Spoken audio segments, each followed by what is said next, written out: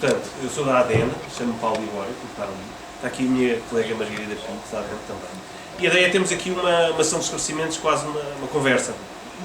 Primeiro, dizer-vos que esta sessão nós estamos a fazer por Portugal inteiro, através das agências de energia, e aproveito e agradeço à Lisboa Nova por ter dinamizado esta sessão. E a nossa ideia será, para já, esclarecer os pontos relevantes das novas alterações deste Decreto-Lei 118 de 2013, que veio revogar os anteriores 78, 79 e 80. Basicamente, a minha apresentação vai incidir sobre estes 3 pontos. Vou fazer um enquadramento legal, muito rápido, depois falar sobre o âmbito de aplicação e apontar os principais requisitos regulamentares de forma ligeira.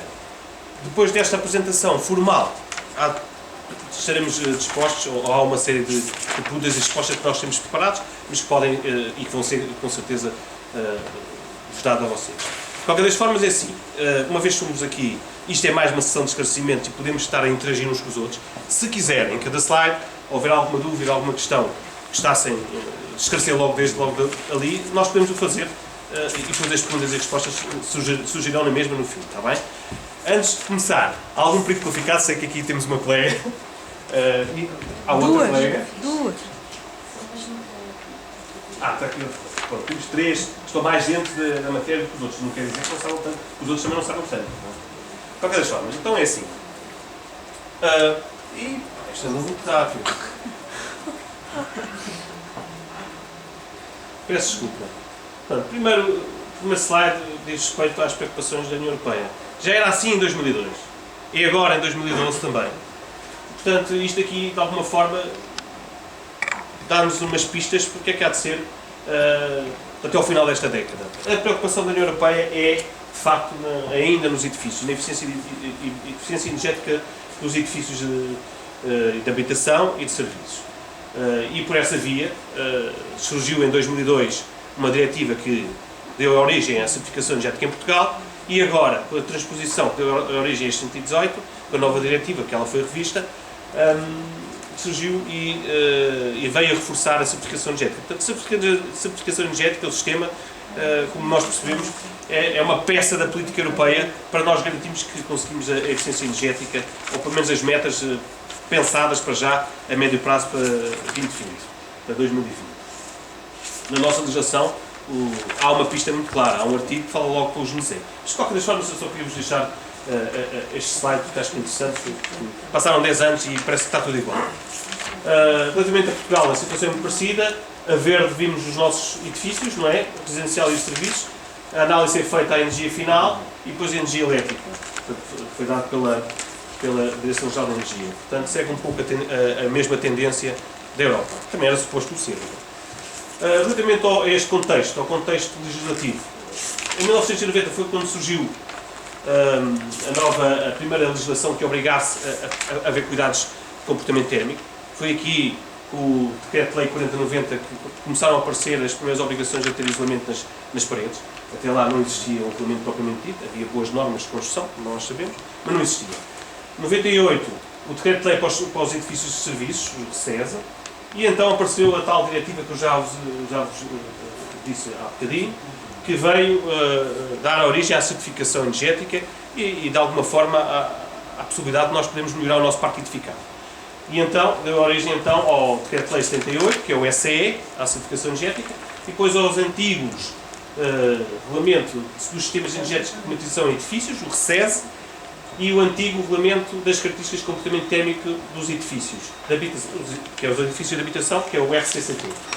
Este Decreto-Lei, entretanto, foram revogados pelo que vem a seguir, 2013, porque agora irei abordar com algum cuidado. De qualquer das formas, ela surgiu porque a Diretiva do Desempenho Energético de 2002 foi revista, dando origem à Recast de 2010 e que, então, deu origem à oportunidade de nós, por um lado, assegurar a transposição da Diretiva Europeia, porque era obrigatório, uma vez que nós pertencemos a um Estado-membro da União Europeia, e a seguir a oportunidade de nós olharmos para os decretos de lei anteriores, onde é que nós podemos melhorar, tecnicamente, no âmbito, e aqui surgiu essa oportunidade.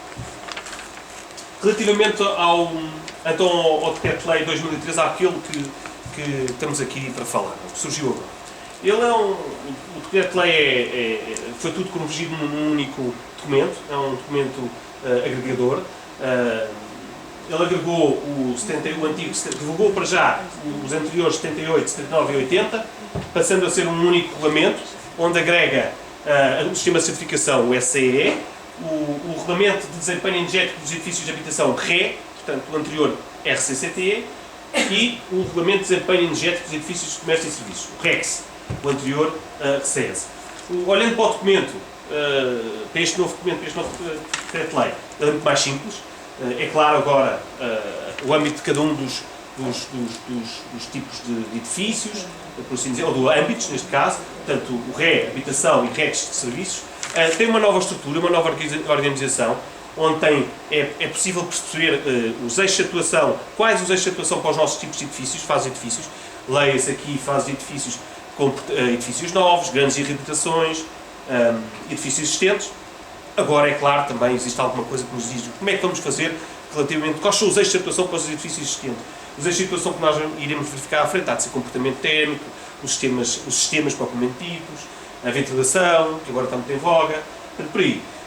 Foram redefinidos e definidos novos limites e requisitos de referência, e parâmetros de referência, e relativamente ao último ponto, ela já existia, a auditoria periódica, ela já estava prevista na anterior legislação, mas agora chamaram um pouco a atenção que os edifícios públicos, não todos, os edifícios públicos ocupados por entidades públicas e visitados frequentemente pelo público, também caem no âmbito do SE. Portanto, têm que ter esta condição. Têm que ser ocupados e visitados também frequentemente pelo público em geral. Portanto, pode ser um edifício do Estado ou não, ocupado, mas desde que ocupado por entidade do Estado, mas têm que ser obrigatoriamente visitados. E não um edifício público. Poderá haver muitos edifícios públicos, agora não estou a ver um em concreto, mas com certeza existem, vocês sabem, em que não são frequentados, não há um acesso ao público em geral. Portanto, eles aí estão fora. Já estavam e continuam fora. Estes são aqueles que nós, de alguma forma, pretendemos melhorar, ou ou temos a oportunidade para melhorar, porque os edifícios públicos têm que dar o exemplo, supostamente deviam dar o exemplo. Relativamente à família agregada ao decreto-lei, portanto, o decreto-lei é o 118, que já inaugurava, vos disse que, portanto, agrega o SE, o RE e o REX. Saiu também, por forma a apoiar a implementação destes decretos-lei, destes âmbitos, destes estudos de comportamento térmico dos edifícios, uma série de famílias. Portanto, temos a lei, primeiro, que orienta os requisitos, o exercício da atividade dos técnicos SAE. Depois temos uma série de portarias em que, por um lado, fala sobre o funcionamento do SAE, sobre os requisitos e concessão de metodologias, os edifícios de referência, estão aqui no 339B. Depois tem um muito querido para vocês, julgo eu, que é o licenciamento, procedimentos e licenciamentos e folhas de cálculo. Tem o 349D, que é para os edifícios, é igual ao RE, mas com os conceitos específicos para os edifícios de serviços. A ventilação e qualidade do ar interior com uma portaria própria, com metodologias próprias, com regras próprias. E saiu hoje, pelo menos foi publicado hoje, o 66 de 2014, não é?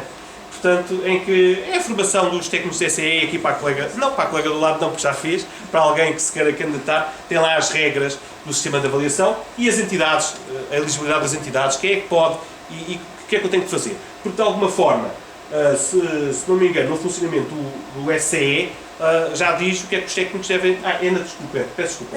É no 58, exatamente, já enquadra devidamente o que é que os técnicos do SCE têm que ter, ou têm que cumprir para ser técnicos do SCE.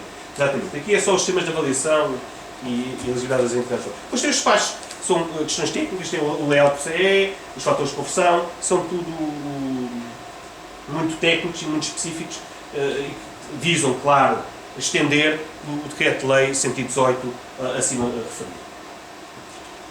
Relativamente ao SE, ao nosso sistema que nós temos, ela envolve muitos agentes. Ela é maior do que era. Agora temos aqui já existia uma série deles, mas agora temos outros, como por exemplo os mediadores imobiliários, os notários, a ASAI aqui, os notários já existiam, Temos as ordens profissionais de uma outra forma, porque eles têm que sempre validar quem são os técnicos da ECE. Portanto, isso parece que o técnico da ECE tem umas novas regras, mas eles terão que ser sempre validados, terão que ser sempre inscritos para poderem exercer a sua atividade nas ordens. Os proprietários, os promotores, os arrendatários, os municípios, vocês, os técnicos, e depois aqui a entidade gestora, que é neste caso a ADEN e a Direção-Geral de Energia, como entidade supervisora do sistema. Relativamente ao nosso sistema, ela é assistida pelo perito qualificado e, obviamente, pela entidade gestora do sistema. O perito qualificado faz um registro central, registra, emite e faz a emissão do certificado numa base de dados. Isto permite que haja tal informação centralizada, uma recolha centralizada. Gera o certificado energético em PDF, que hoje será entregue ao seu cliente. Reparem, e aqui só chamar a atenção, porque cai sempre, embora não seja específico para vocês, mas acho que é interessante percebermos que parece que o perito qualificado é contratado por um determinado proprietário, que vai fazer uma determinada escritura que já irei enquadrar depois devidamente no sentido certo. Mas é só porque acho que se cria aqui um momento. Portanto, o perito qualificado é contratado, faz o certificado energético, entrega ao proprietário. O proprietário tem de ver, não, parece que o sistema ficou aqui, o sistema acabou aqui, o ciclo acabou aqui. Não, o ciclo não acabou aqui. O proprietário é obrigado a entregar ao novo proprietário no ato da venda ou no arrendamento. Portanto, aí é que finaliza o ciclo. E nós recebemos imensas queixas, entre aspas, ou reclamações, ou pessoas a questionarem-nos pelo certificado. Então, mas onde é que está o certificado? Ele de facto existe, mas este ciclo quebra-se, parece que fica ali. Não. O que nos interessa aqui, a nós, a sistema, é informar sobre a qualidade e o conforto daquela casa. Não é? E ali é patente e é visível na informação do certificado. E é algo que depois nunca chega ao proprietário real ou ao utilizador da casa. Claro, reparem, vocês já sabem, tem lá uns campos de medidas de melhoria e nem ele tão pouco sabe como é que poderá melhorar a sua casa. Portanto, é só para chamar a atenção a esta questão, que o sítio fica ali fechado. Nunca fica devidamente fechado. Pronto, há ali esta de facto, o sistema, pelo facto de ter uma informação centralizada, é uma grande vantagem e dá uma robustez muito grande, e daí podemos tirar uma série de coisas que já vou ver num slide indicado. Relativamente aos peritos qualificados, esta é a alteração. Havia o cartão, a primeira alteração é logo o cartão, não é? Já não é aquele senhor, mas é aquele, é outro. Mas temos um cartão, temos aquele cartão, os PQs eram o PQ de RCCTE, o PQ de RCES Energia, o PQ RCES CAI e com a lei 58 enquadramos agora estes dois tipos de técnicos. O PQ1, que é para a habitação e para pequenos edifícios de serviço RECs, já não é muito RECs. PQ2, RECs, é os edifícios de serviço. Portanto, há dois PQs. Portanto, um claro para a habitação, podendo abordar de uma outra forma o cálculo dos edifícios de serviço, ou a análise da certificação dos edifícios de serviços, e depois os edifícios de serviços propriamente ditos, o PQ2. Eles devem e têm que estar na mesma inscritos nas ordens profissionais. Na nossa base de dados nós temos uma base de dados em que conseguimos encontrar os peritos qualificados ao longo de Portugal inteiro e eles são a peça fundamental porque têm a fazer a tal informação necessária para recolher, para fazer a avaliação do desempenho energético. Portanto, a grande diferença é PQ1 e PQ2, com estes dois propósitos. Ainda falando sobre o nosso sistema, é a produção desta maravilha que de facto, em termos estatísticos, podemos daqui pensar que isto é Lisboa.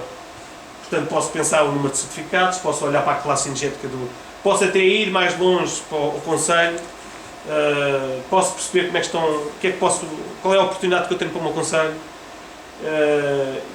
fazer este tipo de análise de habitação de serviços, mas deixe-vos dizer que isto aqui ainda se aplica a Portugal inteiro. Portanto, 90% dos nossos certificados dizem respeito à habitação. E também é verdade que a classe que é mais assinalada é a classe C. Portanto, isso mantém-se. É engraçado também aqui a questão da economia. Também é visível para nós, ali um abaixamento. Posso-vos dizer que atualmente estão cerca de 680 mil certificados, 8%. Cerca de 8% do parque edificado. Portanto, há muito ainda para certificar. portanto 8% é muito pouco. Mas a ideia aqui é muito clara para vocês que estão nos municípios. Tem aqui uma peça fundamental para poder alocar fundos, para poder perceber em determinadas zonas como é que poderão chegar a tal segundo slide em que temos a eficiência energética europeia dos edifícios muito alta, reduzi-la. Portanto, e aqui, de facto, isto vai ajudar muito grande. Por isso é que, da passagem da primeira diretiva para a segunda, a certificação foi valorizada. Em muitos aspectos e num, principalmente, que eu já irei abordar.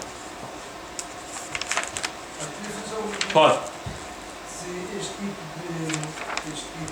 vamos estar aqui, digamos, de leitura de certificado não existe também para o pré-certificado. A minha pergunta só tem uma base.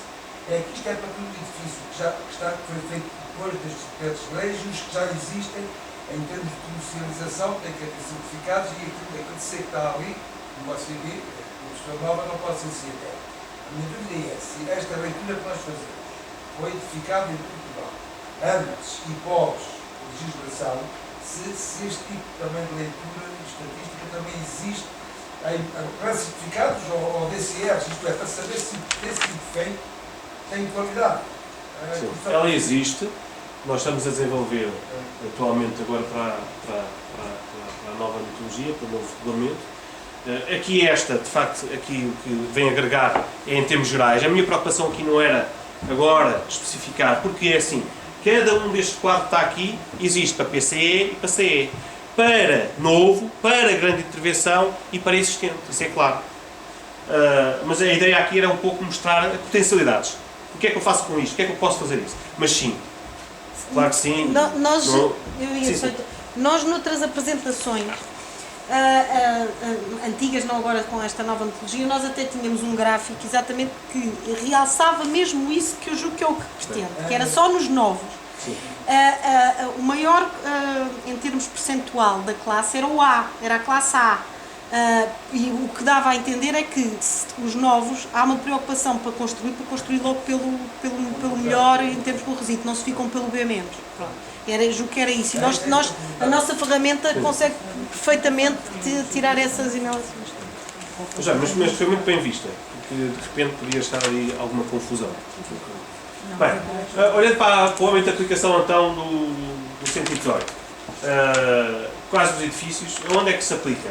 Aos edifícios novos, para controle prévio, esses são bom direitinho para vocês, não é? São todos esses os novos que vou começar a projetar, portanto, a quando o pedido de licença ou autorização ou construção. Os edifícios sujeitos a grande intervenção, portanto, isto aqui é uma novidade. Depois é os edifícios de comércio e serviços. São os grandes edifícios de serviços, os tais que eu há bocado falei, os edifícios públicos, não todos, mas estes e com estas áreas, não falei sobre as áreas, estava lá as áreas, que a partir de 1 de julho de 2015 vai ser para metade, para 250, portanto baixa, e basicamente para todos os edifícios que estejam em processo de transação, portanto locação, venda e arrendamento. Há umas exceções que depois podemos abordá-las, mas todos. Estes são os edifícios que estão abrangidos de âmbito positivo. O regulamento tem uns âmbitos negativos, que são os que estão excluídos. Qual é a grande novidade? A grande novidade é esta. Desculpa, só uma pergunta. Diga. Aqui eu não li a nova lei ainda. Tem no slide anterior, todos os edifícios que estão em transação. A minha pergunta é, então o Estado, também, neste momento também estão muitos em transação, vão ter que ter certificado ou não? Aqueles, desde que esses Estados obedeçam a tal. É um edifício público. Para venda? Para venda. Para venda são todos. São. Então quer dizer, os Estados estão isentos enquanto ocupados pelo Estado, mas a partir do momento em que vão para a transação têm que ter certificado. Todos. São todos edifícios, sim. Essa é uma pergunta. Isso a transação eu tinha umas perguntas a fazer. Força. Deixa-me só aqui agora tirar isto, agora nem sei isto agora não sei. Mas espera aí, só um momento. Já saiu. Olha, vou-lhe dar um exemplo de uma situação. Uma pessoa tem uma loja. Mas olha que isto não é uma ciência exata, está bem? É só para ter noção disso. Há sempre coisas. Não, estamos a falar no âmbito. Isto é a questão mais complicada assim. É os âmbitos. Um exemplo, uma pessoa tem uma loja, vai arrendar. E a loja tem um buraco, tem os vidros e as paredes, não tem lá mais nada. Portanto, o senhorito tem que pedir um certificado energético daquilo para arrendar. E para que é que serve um certificado energético? Se o inquilino a seguir vai lá meter ar-condicionado, vai pintar as paredes de outra cor, vai lá pôr os retos caldos, vai lá modificar aquilo tudo diferente. eficiência energética antes do arrendamento é diferente de quando o inquilino está lá com as obras e com o negócio aberto. Portanto, para que é que serve o certificado energético? É só uma situação administrativa. Por acaso esse é um bom exemplo, porque esse é o exemplo que está fora, que é uma ruína. Isso tem um buraco. Uma ruína. Não, mas é porque Tem um buraco, eu vou explicar, calma. Ainda não está fora. Mas imaginemos que não é uma ruína. Não, mas disse que... Tinha um buraco, janela. Espera aí. Não, mas disse que tem um buraco. Não, mas era... Não, é que de repente podia ser um buraco, é questões assim. Se eu chegar aqui e ver ali aquela, está ali uma loja para arrendar, Sim. não há nada. Sim, é o devoluto. Está muito, Está desocupado. Mas é quando eu peço desculpa, sabe porquê? Porque nós já vimos situações de ruínas, em que, e as ruínas é um tema também. E a ruína, basta que não haja condições para o certificar, basicamente é isso que estou a dizer. E quando me disse buraco, eu associei logo à situação que não tem de embora eu vou transacionar. Esse buraco quer dizer uma loja. Pronto, ok. Muito bem. É o devoluto. Os devolutos têm sempre... Está tudo no topo. Sim, mas eles estão devidamente enquadrados e têm regras específicas para se poder certificar esse tipo de edifícios. E têm prazos limitados. Portanto, Agora, qual é o objetivo da pessoa certificar aquilo que vai arrendar, quando aquilo, meses depois, para o inquilino abrir ao público, tem que fazer obras, tem que pôr ar-condicionado, tem que fazer sol, tem que pintar as paredes de outra cor, tem que O inquilino ou o nosso proprietário. ou o proprietário, nesse caso, o inquilino. Mas olha, mas porquê que o cidadão, por aquilo estar desocupado, não pode saber o mínimo em termos de desempenho energético e o potencial que aquilo pode ter em termos de medidas de melhoria? A certificação energética não pode ser entendida só como uma classe energética. É, de facto, o atestar do desempenho como aquilo se comporta. Mas a grande valia da certificação e para nós chegarmos aos objetivos que queremos, que é reduzir os nossos consumos de Portugal, é tentar, naquele documento, haver um conjunto de medidas de melhoria que são ali atestadas por um profissional que lhe vai dizer que se vai fazer então essas intervenções nesta área, então faça assim e assim e assim.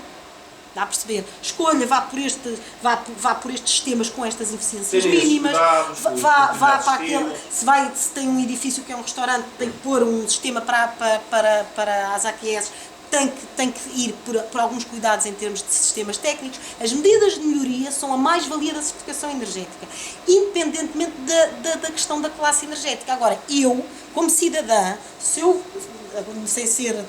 O meu entendimento é eu vou comprar ou vou alugar um sítio. Eu, de certa forma, tenho um documento que minimamente vai-me dizer, porque a certificação e a metodologia que vai fazer agora vai-lhe dizer, esse edifício está licenciado de certa forma para comércio ou para serviço.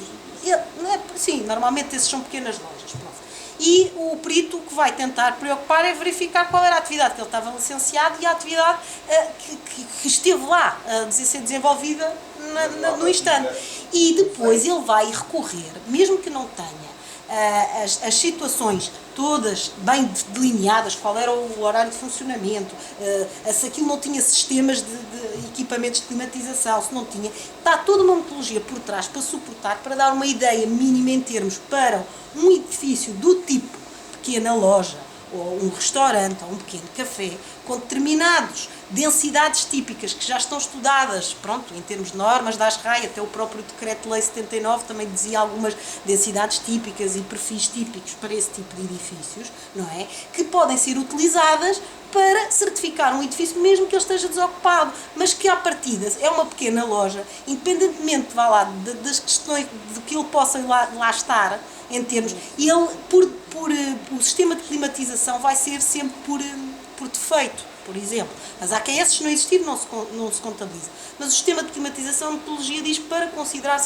certos sistemas de climatização por defeito. Portanto, há de haver uma proximidade em termos da classe e do desempenho energético, em termos mínimos, porque a envolvente ele consegue retirar e fazer um levantamento, que estão ali espelhadas. E, portanto, a ideia não há de ser assim e aquilo será sempre um critério de escolha que o cidadão tem que ter direito. Quando vai, aquilo é para quem vai comprar, quem vai alugar tem o direito de também perceber minimamente alguma informação relativamente ao desempenho energético daquele edifício. Mas isso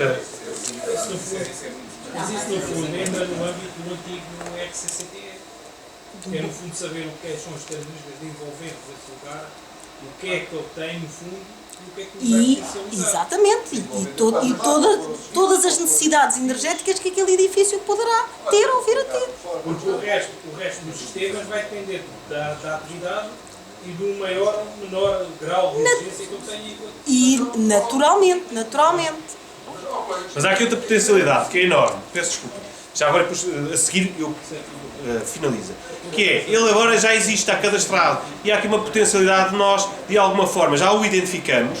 Ele está naquele estado lastimoso, à partida, com uma classe não muito boa. E poderá haver sempre alguém, um município, um fundo, alguém que possa pegar nele e melhorar. Mas ele identifica. Nós sabemos onde é que ele está.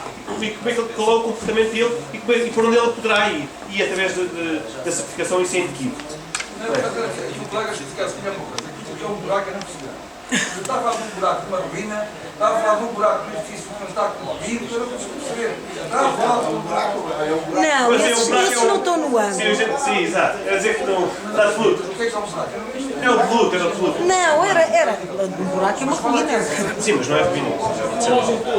Lojem tosco.